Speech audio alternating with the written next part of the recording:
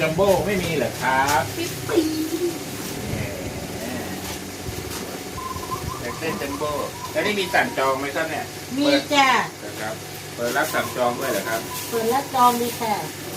ต้องจองนานไหมครับ ไม่นานจ้ะ ต้องใช้การจองอะไรบ้างครับ จองปีนี้ปีหน้าได้ถึง จองได้เลยค่ะ ครับ จองเช้าได้เย็นจ้ะ อ๋อคือนักส่งรวดเร็วทันใจนะ ใช่ โอ้ ไวเกิน โอ้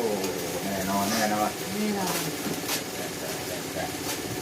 โอเคไม่อยากจะสั่งจองสัก100 มัด ได้เลย มัดจำก่อน ครับต้องมาจำก่อนนะ มัดจำก่อนไม่ได้เดี๋ยวลูกค้าไม่เอา เลย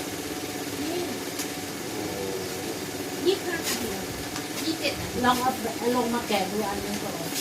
นาที หรือว่าลงมาดูก่อนอันนึง